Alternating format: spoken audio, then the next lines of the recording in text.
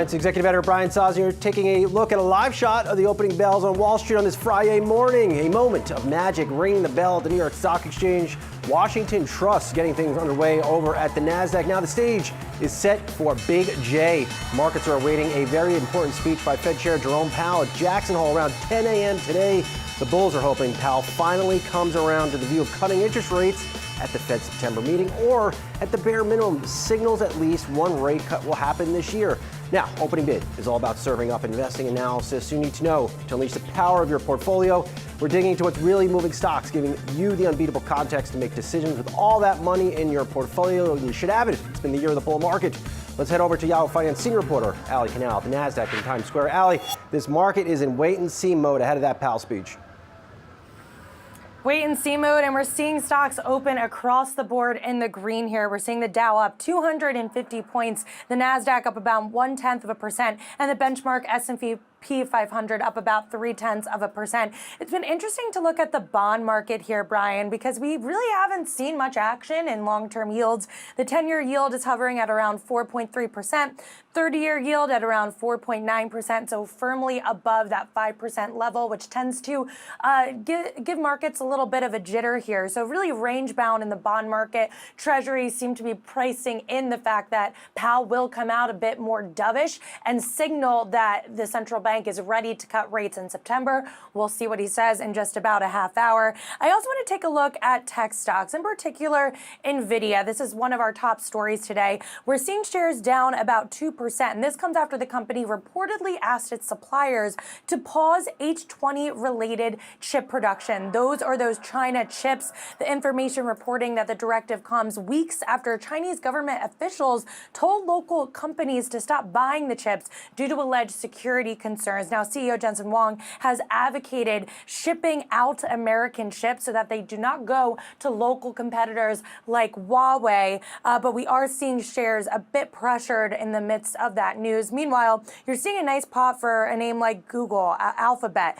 Google winning the multi-billion-dollar cloud contract from Meta that will span over 6 years. Some other tech names like Broadcom, Amazon, Apple also trading in the green, and this comes after the past 5 days. If we look at that, you're seeing tech really in the red, and this is on the heels of that rotation trade that we've been seeing among stocks out of those momentum names into some undervalued pockets of the market. But Brian, as we're saying, markets really in wait-and-see mode. That Powell speech coming up in just about a half hour. I'm so psyched, Ali. I just can't contain my enthusiasm. All right, we'll talk to you in about a second. All right, today's an important test of the bull market. What Fed Chair Jerome Powell says on the economy, inflation, and rates at Jackson Hole could set the tone for markets into September. Miss a word, and you could be completely caught behind the 8 ball. So here's my playbook into the speech. First, pay careful attention to what Powell says on inflation. Big retailers have warned this week about high prices beginning to take hold in their businesses. That's, of course, Walmart and Target. This commentary is not too far removed from the hot producer price index we got earlier this month. Inflation expectations also rose in the latest consumer sentiment report. Here's what Cleveland Fed President Beth Hammack told Yahoo Finance on inflation yesterday. My biggest concern is that inflation has been too high for the past 4 years, and right now it's been trending in the wrong direction. And so I think it's really important that we stay modestly restrictive to make sure that we can bring inflation back under control. 2, keep a watchful eye on how Powell describes the labor market. Job creation has slowed in recent months. Goldman Sachs economists said this month the economy could only be printing 30,000 net new jobs a month in the near term. Hammack is especially focused on the unemployment rate. With the changes that have happened in immigration policy, it's not clear that that headline growth number is going to be as informative as things like the unemployment rate, the vacancies to unemployed ratio, other things that we're looking at on the employment side of the mandate. The opening bid roundtable today, Ben Emmons, FedWatch Advisors founder and chief investment officer, and Yahoo Finance senior reporters Ali Canal and Inez Ferre. Ben, I want to go over to you. What are you expecting from the speech in about a little bit, 30 minutes or so? Hey, Brian. I was looking up this morning through my AI tool and saying, like, I basically asked the AI agent, like, you know, how many times has Powell mentioned inflation in his speech at Jackson Hole? And he's done it every single time since 2018. He really emphasized price stability. And I think that will again be in this speech too, especially when you talk in the context of labor, right? If you have an economy that there's no price stability, then it doesn't function well. Then you don't have, maximum employment either. So there's something of that nature, of that price stability theme probably coming back. that will be sensitive to markets because the way the market's trading this speech is about you're going to be more worried about the labor market than inflation, at least to some extent, and therefore the rate cut is, solidified. If you're going to emphasize more price stability, then we take back more of the rate cut probability from here, and you can tell from that probability it's now 67%. That's already less than it was, a day ago, 2 days ago, and it's more like 75, 80%. So markets are a little jittery here going in that Powell will be more about inflation than the labor market. Nez, good to see you on the roundtable as always. I always crack myself up thinking about this Jackson Hole event. Every year, everybody gets so excited. We play up the drama. Oh, Jackson Hole, oh, speech from the Fed chair. But at the end of the day, doesn't corporate America, what they do in sales and profits, matter the most to this market? And look, the second quarter earnings season has been pretty darn good. It has. There have been strong earnings. About 83% of the companies that reported of the S&P 500, they beat on earnings. So they have done well. To the point of inflation, I definitely think that is something that the markets will be looking at in Fed Powell's speech today. But can he signal at least 25 basis point cut in September or give some type of guidance signaling towards that? And at the same time, trying to quell those concerns about inflation. I also think that it'll be interesting to see if he does some type of nod towards Fed independence, as right now probably the Fed wants to sort of tone down the heat between the Fed and the Trump administration. So there will be a lot to see in this speech today, very widely watched, touching on many points, whether that be inflation, the labor market, and also Fed independence. No, I want him to turn up that heat, Inez. Come on, Jay. Let's fire back at the president. But Allie, let me get over to you here because it is amazing to me that going into this speech, 70% of market participants think the Fed is going to cut interest rates. I've seen no evidence that inflation is coming down. Hot PPI. We had the Michigan consumer sentiment, inflation expectations up. So I don't know what the market is thinking here. I look at Walmart and Target, these earnings calls. I see inflation riddled all over them. Yeah, and you're right. These companies have been talking about the pressure of inflation and how they're having to raise prices. Walmart just said that they expect further price increases throughout the end of the year due to inflation. And if you take a look at the Fed minutes that were just released on Wednesday, of course, this came prior to the labor market report that spooked markets a bit. But the Fed officials are also concerned about rising inflation. So I think it's all going to come down to what Powell says on both sides of the mandate. Which is he going to focus on labor market? Is he going to focus on the inflation side of the equation? We've been hearing from Fed officials, even our own Jennifer Schomburger out on the ground there at Jackson Hole has been talking to these Fed officials about how they are worried about an inflation resurgence. We saw what happened a few years ago. The Fed probably has a little bit of PTSD from those moments. They don't want inflation to run rampant because that is going to make it that much harder to control and rein back, especially at a time when the services side of the equation is getting a little more sticky. And economists have told me that is where the problem lies, because that means there's maybe something a little bit more sinister going on underneath the surface of the economy than just tariffs. So Powell, a lot riding on his speech, and I think that is where we're going to see those CME Fed Fund futures change up a bit, right? There's less conviction than we had a few weeks ago that we will be seeing that September cut. But like you said, we're still at around 70% odds. Yeah, shout out Jen Schomburg. I mean, just crushing it out there in Jackson Hole first. Ben, back over to you here. I'm going to toss the bulls a bone here. Let's say Powell comes out here and does signal that rate cut for September. Do you think it will be a series of rate cuts that the Fed will embark on? Whereas, if we're having this conversation a year from now, the Fed will have cut rates 7 or 8 times like some people are chatting about on the street. Could be, Brian, because, once you start, it's actually a process, right? They always thought about inflation as in it continues to moderate with a bumpy path, but it will moderate. So the difference between inflation and the funds rate gets wider. And as that happens, you can cut rates. And I think if you start cutting rates in September, then they feel that inflation is back on that track, potentially further down again in the future. Therefore, you can do a series of cuts. The other idea of here is, though, Brian, is that what they did last year, they surprised markets by cutting by 50 basis points because they were getting pretty worried about the labor market suddenly having a spike in the unemployment rate. And some of that risk is developing it once again today. And so this will be in their mind about, should we move more aggressively to get ahead of this problem in the labor market? That's absolutely not priced into the markets.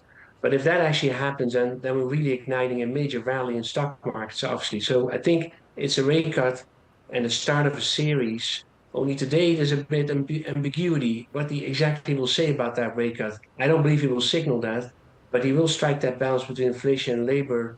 And I guess if the equity futures are signaling this a little bit, that probably is a balanced strike, therefore positive enough to have a bit of an upbeat day today. Ben, I'll follow up with this. I'm going to take that bone away from the bulls for a second. I think Powell's not going to say really much of anything today as it pertains to interest rates. And if that's the case, I could see this weekend being the Trump administration going to put out its entire, he's going to put out Bessent, going to put out Lutnick calling for Powell to be fired early. If that's the case, how do markets open on Monday? Well, I don't think the markets will react so much to that sort of rhetoric that comes out, because we all know like the issue of removing the chair really has to be for cause, and there's a lot of legality about it. So markets have figured out like you can't just remove Powell that easily. So I don't think that will be much of an effect, but there will be an ongoing debate once again as we're getting into next week. Every data point that comes out and shows mixed sort of output, like as in either maybe weakness or softness, then you get the speculation back about, hey, Fed, you got to move faster here, you're behind the curve. So I think today will be, okay, you're getting a bit of a volatility moment. If that then, this is like a very balanced speech, he doesn't say anything, I think you're going to get a bit of a dropping on Monday, sort of like, okay, that was disappointing. We got to focus on data. If data is softer, I think the rate cut speculation comes back really quick. And as you know, where you can see the nervousness in the market, really, it's been the S&P 500 this week, but it's been the rotation out of some of these hot momentum stocks like a Palantir. Even NVIDIA has been weak all week long ahead of this China chip news. Yeah, that's right. We have seen that big rotation happening, what some strategists are calling a healthy rotation, really. What I found interesting was some commentary from Fundstrat that was basically saying, look, they feel that the markets perhaps bottomed this week earlier this week, because perhaps the markets had baked in sort of a hawkish tone from Fed Powell. So perhaps Fed Chair Powell. So perhaps whatever he says will be interpreted as dovish. Also, if we take a look at where crypto went this week as well, which it went lower, that tends to lead the equities. And they believe, these strategists at Fundstrat are saying, look, the crypto may have already also bottomed, with Ethereum bottoming on Tuesday and Wednesday. So perhaps it's up from here, regardless of what Powell says today. Allie, real quick, could you pull up a chart of Palantir? I'm just, the week has been just horrible for this company. I mean, it's come back off of lows, but still, I think the activity in Palantir is indicative of that nervousness in the markets. Yeah, and I'm looking at the Wi-Fi Interactive right now. We are down about 1% today in intraday trading, but over the past 5 days, we are down 13%. Month to date, we are up a bit. And if you take a look at a year to date, I think it's interesting to just see the rapid rise of this stock. I mean, we are still up 100%. And that's something that we were talking to Interactive Brokers chief strategist Steve Sosnick about, that volatility works on both sides of the equation, right? Just as quickly as a name can go down, it can go up. And Palantir has been one of the top performing stocks this year. It was the top performer in the first 6 months of the year. We have seen a bit of volatility, maybe a bit of profit taking, a bit of that rotational trade that Inez was just mentioning. But we also know that retail traders have aggressively been buying the dip in some of these names. And that's something that strategists have been preaching throughout this entire week. Now that we have a little bit of a pullback, get into those momentum trades, get into tech, get into names like Palantir, and capitalize on some of these dips. Will we see another dip after Jerome Powell speaks today? Possibly, but it feels like over the long term, strategists are bullish on this rally and do think it's healthy at this point in time. Oh, this roundtable is killing it. I'm glad y'all staying with me. Straight ahead. All right, straight ahead. Cracker Barrel investors dealing with a case of acid reflux, and it's almost showtime for the NVIDIA bulls. We'll be right back.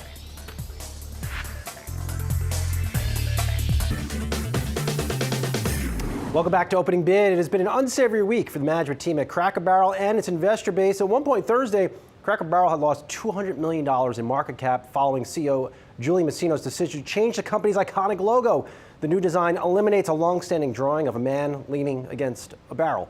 In its place is a cleaner logo of just the chain's name. Yeah, pretty simple. Cracker Barrel ended up losing $100 million in market cap on Thursday. Its total market cap now it stands at $1.22 billion, according to data right on Yahoo Finance. All right, let's turn to now to our stock of the day, and it's not Cracker Barrel. The Wall Street bulls on NVIDIA are stampeding over themselves, headed into the chip darling's August 27th earnings report. At least 9 analysts have hiked their NVIDIA price targets this week alone. The average price target on the street is on NVIDIA now stands at $191, according to Yahoo Finance data, about 10% above current price levels. Suffice to say, the street is looking for big things from NVIDIA's earnings report. Most important is the general expectation that AI demand is accelerating. Street even thinks news around NVIDIA's China business will be bullish for the stock. CEO Jensen Huang fueled that narrative today during an overseas trip where he teased the company is in talks with the U.S. government on shipping a new, more advanced chip to China. But there is one worry on NVIDIA headed into the report, brought up by Evercore ISI. At an 8% weighting of the S&P 500, Evercore ISI says investors are concerned that NVIDIA can't capture a higher weighting because there is no precedent. That's an interesting worry. All right, still with me, my opening bid roundtable, Ben Emmons, Ali Canal, Inez Ferre. Inez, I'm going right to you on NVIDIA. I know you are an avid NVIDIA watcher. That was interesting by Evercore ISI analyst Mark Lepacius, voicing concern that the stock can't get any bigger than the S&P 500. Never thought I would hear that before. I didn't either, but I did find it interesting, their commentary on, look, demand is accelerating. There's still buyers of the stock ahead of the results next week. But really, AI is the trade that we're talking about here because beyond what Powell says today, we're looking at AI next. I mean, this is what the market has been looking at throughout this whole year as well. And when you look at the performance of how stocks have done this year, regardless of that rotation that you saw this week, we are still looking forward to AI pulling us through here. As far as China there has been some worries about China perhaps telling companies don't use NVIDIA chips. But look, NVIDIA has proven that it has been able to negotiate and it's been able to strike a deal with the U.S. government.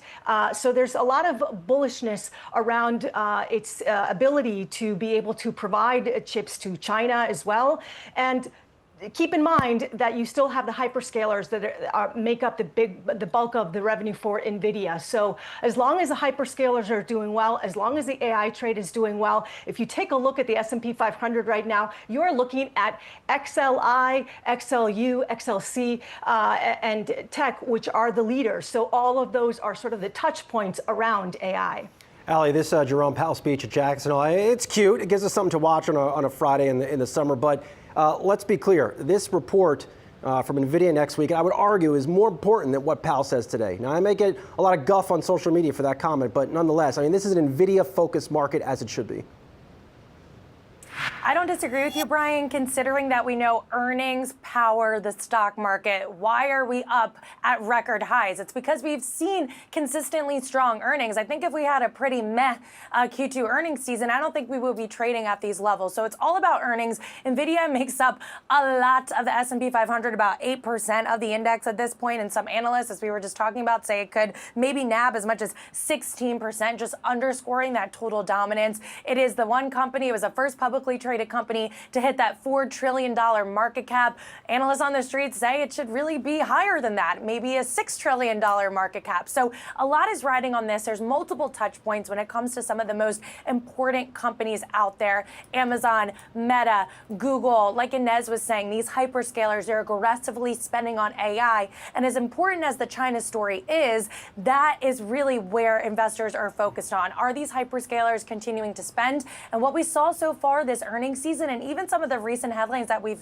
been getting, yes, they are aggressively spending. That's going to be a boon for NVIDIA earnings moving forward. And look, Blackwell chip demand, that's selling out fast. There's a next gen chip already in the bucket that's pointing to strong demand as well. NVIDIA sales expected to jump about 50% this quarter. So another sign that the business just continues to reaccelerate at a time when we're in the very early innings of artificial intelligence and we don't have the bulk of of U.S. businesses, not only in domestically, but around the globe, utilizing AI. So that just points to further growth ahead. So we'll have to see what these earnings tell us. All right, let's keep it moving here and fire up my question of the day. Here it is, friends. How bad will the plunge in stock prices be if Fed Chair Jay Powell doesn't strongly signal a rate cut in his Jackson Hole speech? Ben, over to you.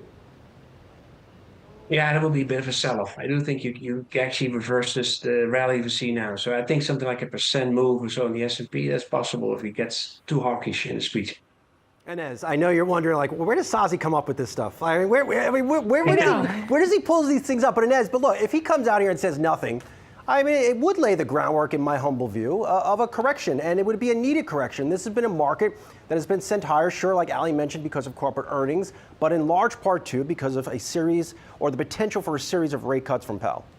Perhaps. He has so much to think about during this speech. I doubt that he wants to send the markets tanking. But look, the strategists are still very bullish on what we've seen with the markets this year. You have UBS that just raised its price target on the S&P 500 for the second time in 2 months. Strong earnings, the AI trade, the expectation that the Fed will ease at some point, whether it's 25 basis points or not in September, or whether it's even pushed out to later this year. There's still the expectation that that the Fed will start easing. Ali, what a way to go out for Powell, potentially tanking the stock market in Jackson Hole and getting raked over the coals on the weekend political shows by the Trump administration. Not exactly, I would imagine, how he would want to draw things up. No, it's been pretty a wild year for Jerome Powell, but you know has handled it with as much even keel, calm, cool, and collectedness, I want to say, than he could have, I think. But when it comes to what the stock market reaction will be, I think it will depend on his tone. Maybe he won't directly signal a September rate cut, but how does he talk about inflation? How does he talk about the labor market? Does he mention the risks that are potentially going to hit those sides of the Fed's dual mandate there? So listen to the tone, look at the bond market, and look at those more speculative areas of the market to tell us and read through the tea leaves of what investors are ultimately thinking. And of course, as always, I'm going to have my eye on the CME FedWatch tool as well to see how those rate cut expectations change here. Because again, I don't think he's going to explicitly come out and say that we're cutting rates, but how markets read through that tone, that's going to make all the difference. I can't wait for his post-Fed book to come out. I will be a big reader of that one. A big thank you to my contributors today. Have a great weekend, y'all. And here's my forward-looking thought of the day for you. What you will hear shortly from Fed Chair Jerome Powell on the economy from Jackson Hole is naturally very important. So are any clues he drops in the direction of interest rates. But amidst all the inevitable flurry of headlines, I don't want you to forget something. While interest rate policy matters a great deal in investing, it's not the end-all be-all. A good investment will prove to be a good investment because of the underlying asset's health first and foremost. So go out on Saturday morning, grab that $8 Starbucks cold brew, and read a few corporate balance sheets. Bask in the glory of true stock analysis. And hey, send me a pic on X at Brian Sazi of the balance sheet you are reading. Keep them coming. Tune in next week on Opening Bid for my conversation with former Treasury Secretary Larry Summers. That's coming at you on Monday at 9:45 a.m. And coming up, Julie Hyman has you for Market Catalyst and instant analysis of Fed Chair Jerome Powell's speech. Jackson Hole, I'll be back on with Julie at 11:30. We'll be talking with Jeffrey Katzenberg and Kimball Musk. That's Elon's brother.